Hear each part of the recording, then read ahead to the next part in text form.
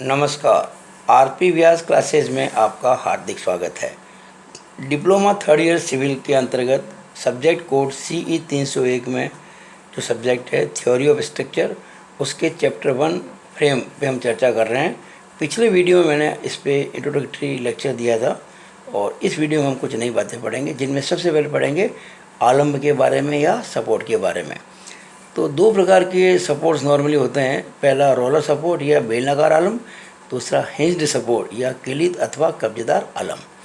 तो इन दो सपोर्ट के बारे में बेसिक बातें ये हैं कि वे दो प्रकार की मोशंस होते हैं जिनको रजिस्ट करना होता है। एक होता है लीनियर, एक होता है एंगुलर। तो वो सपोर्ट जो न तो लीनियर मोशन को और ना एंगुलर मोशन को रजिस्ट करे, वो होते हैं बेलनाकार आलम। ये किसी भी प्रकार की गति का विरोध नहीं करता है, रेखीय गति का विरोध भी नहीं करता है और कोणीय गति का विरोध भी नहीं करता है। और ये सपोर्ट है हिंज्ड यानी कि किलित, जो कोणीय गति का विरोध तो नहीं करता है, रोटेट तो हो सकता है लेकिन लीनियर मोशन पॉसिबल नहीं है, रेखीय गति का विरोध करता है। नॉर्मली एक सपोर्ट जो होता है फ्रेम, वो होता है हिंज पे, ये है हिंज सपोर्ट, और दूसरा होता है रोलर पे। अब फोर्स तो कैसे भी हो सकते हैं। फोर्स देखिए, हॉरिजॉन्टल हो सकते हैं, वर्टिकल हो सकते हैं, इंक्लाइंड हो सकते हैं। मैंने इस एग्जाम्पल के अंदर दो तो लिए हैं वर्टिकल फोर्सेस, W1 और W3, और एक लिया मैंने हॉरिजॉन्टल फोर्स। अब रोलर सपोर्ट की खासियत क्या है कि जिस सतह पर ये सपोर्ट टिका होता है, ये ना सतह जिस पे सपोर्ट टिका हुआ, ये वाला रिएक्शन जो होगी विभिन्न बलों के कारण, वो इस सतह के साथ में हमेशा राइट एंगल पर होगी। एंगल 90 डिग्री है। अगर सतह खुद तिरछी है, सतह मान लीजिए खुद तिरछी है, तो रिएक्शन जो होगी वो इसके साथ में राइट एंगल पे होगी। ये कोण 90 डिग्री ही बनेगा, इस बात का ध्यान रखना है। यानी कि जिस सतह पर रोलर टिके होते हैं ना, उस पर हमेशा लंबवत प्रतिक्रिया होती है। लेकिन ये शर्त किलित व लागू नहीं होती है। कब्जेदार आलम के अंदर जो रिएक्शन है वो इंक्लाइन भी पॉसिबल है।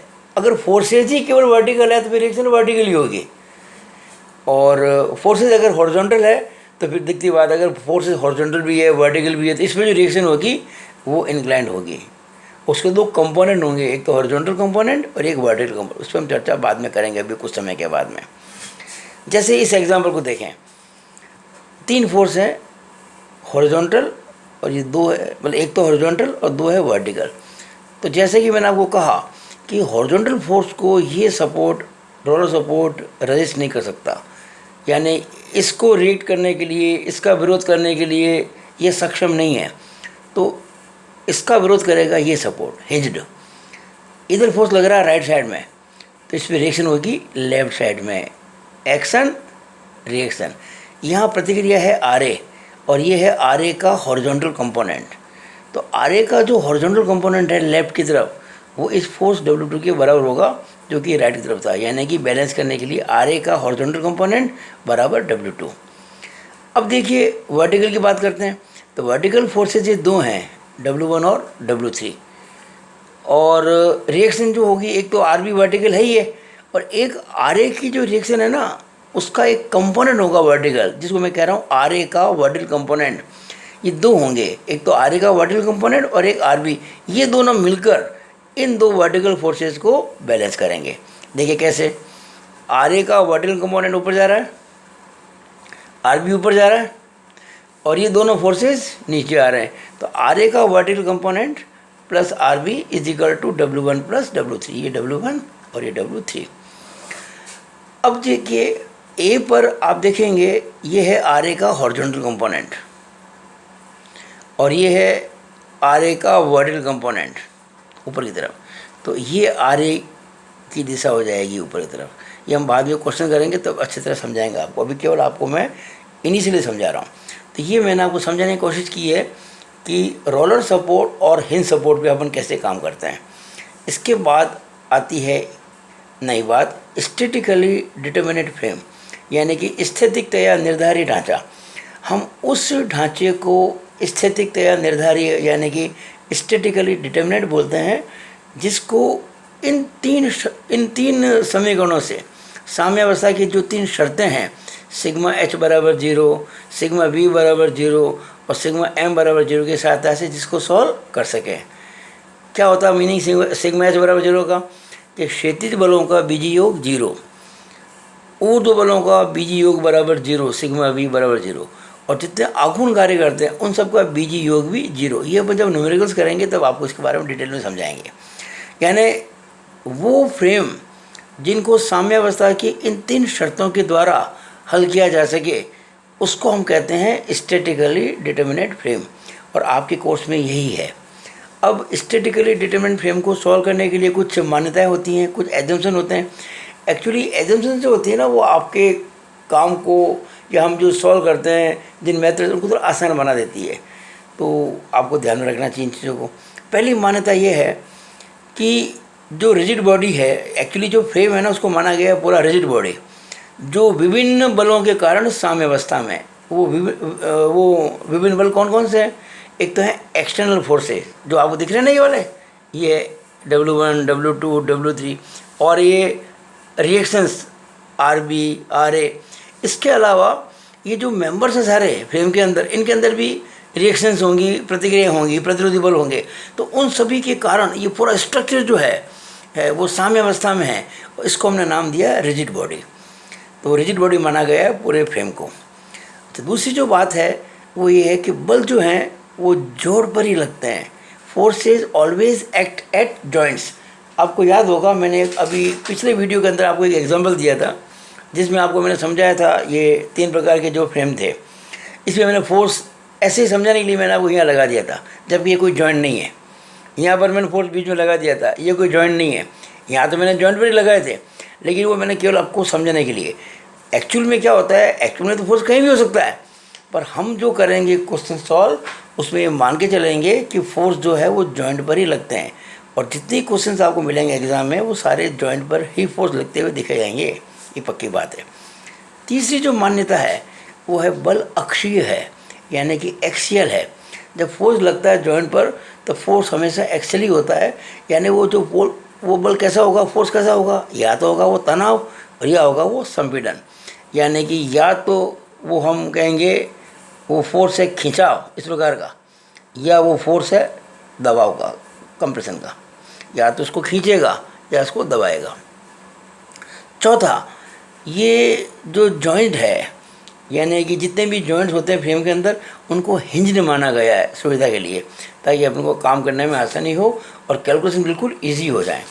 पांचवी जो इसके अंदर मान्यता है वो ये कि जितने भी इसके एलिमेंट्स हैं, मेंबर्स हैं फ्रेम के, वो वेटलेस हैं। जैसे आप एंगल सेक्शन लेंगे, टी सेक्शन लेंगे, चेल सेक्शन लेंगे, जो भी तो रॉड जो होती है जिनसे कि फ्रेम बनता है उनका वेट अपन मानेंगे नगण्य है। और जो छठी इसमें जो मान्यता वो ये है कि फ्रेम के किसी भी भाग की अलग से साम्यावस्था पर विचार किया जा सकता है। फ्रेम बहुत बड़ा होता है कई बार, और हम किसी विशेष भाग को हल करते हैं तो हम मानते हैं कि जो दूसरे भाग है उस पर इस प्रकार से फोर्स लगाते हैं कि उसको बैलेंस में रखते हैं। तो हम फ्रेम के किसी भी भाग की अलग से साम्यावस्था पर विचार कर सकते हैं, उसको सिंपल बनाने के लिए कैलकुलेशंस को। ये बातें थी कि कितने इसके फ्रेम के जो है ना अपने एजम्पशन क्या होते हैं, मान्यताएँ क्या होती हैं। इसके बाद हम बात करते हैं meaning of solving a frame. कि भाई आपसे कहा जाएगा इस फ्रेम को सॉल्व कीजिए, क्वेश्चन आता ना, इस फ्रेम को हल कीजिए, ढांचे को हल कीजिए। इसका मतलब क्या हल करने का? भाई कोई सिंपल इक्वेशन सॉल्व करने का मतलब अननोन का मान ज्ञात करना, एक्स का मान ज्ञात करना। एक्स की पावर 2 है तो 2 मान आएंगे, एक्स की पावर 3 है तो 3 मान आएंगे। हम बात कर रहे हैं फ्रेम को सॉल्व करने की। तो फ्रेम को सॉल्व करने के 2 मतलब होते हैं। पहला, to find forces in various members of the frame. जितने भी फ्रेम के मेंबर है, जैसे ये एग्जांपल मैंने लिया था, इसमें 1 2 3 4 5 6 7 मेंबर्स हैं। तो इन 7 मेंबर में कितना बल उत्पन्न होगा बाह्य बलों के कारण और प्रतिक्रिया के कारण, तो वो बल ज्ञात करना, ये पहला मतलब होता है इसका सॉल्व करने का। और दूसरा, वो बल की नेचर क्या है, वो बल टेंशन है या वो बल कंप्रेसिव है। तो किसी भी मेंबर में फोर्स कितना है, उसकी नेचर क्या है, दोनों निकालेंगे और ऐसा हर मेंबर में करेंगे तो हम फ्रेम को सॉल्व करना मानेंगे। अब आगे आता है इस वीडियो के अंदर कि ढांचे को हल करने की विधियाँ क्या होती है, कितनी विधियों से हम किसी फ्रेम को सॉल्व कर सकते हैं। तो भाई बेसिकली 3 मेथड हैं, जोड़ विधि मेथड ऑफ जॉइंट, काट विधि मेथड ऑफ सेक्शन, और लेखा चित्री विधि method of joint, method of graphical method. लेखा चित्र विधि बोलते हैं ग्राफिकल मेथड। आपकी कोर्स में ये मेथड नहीं है वाला, दो ही मेथड आपके कोर्स में है, जॉइंट मेथड और सेक्शन मेथड। अब इनमें थोड़ा सा डिफरेंस क्या है भाई, जोड़ विधि और लेखा चित्र विधि ये तब काम में लेते हैं जब आपको पूरा फ्रेम सॉल्व करना हो। यानी मान लीजिए कि फ्रेम में 12 मेंबर हैं और 12 के 12 में आपको फोर्स ज्ञात करना है, ये दोनों मेथड आसान रहते हैं। और मेथड ऑफ सेक्शन कहाँ लगाते हैं, जहाँ कुछ ही मेंबर्स के अंदर 3, 4 या 5 के अंदर आपको फोर्स निकालना होता है, यानी फ्रेम को पार्टली सॉल्व करना होता है, तब हम लगाते हैं मेथड ऑफ सेक्शन काम में लेते हैं। ठीक है, तो ये मैंने आपको इस वीडियो में कुछ बातें समझाई। अब अगली वीडियो से मैं आपको फ्रेम को सॉल्व करने की जॉइंट मेथड के बारे में चर्चा करूंगा और एक क्वेश्चन अपन करेंगे। यदि आपको मेरा ये वीडियो अच्छा लगा हो तो इसे लाइक व मैक्सिमम शेयर करें ताकि औरों को भी लाभ मिले।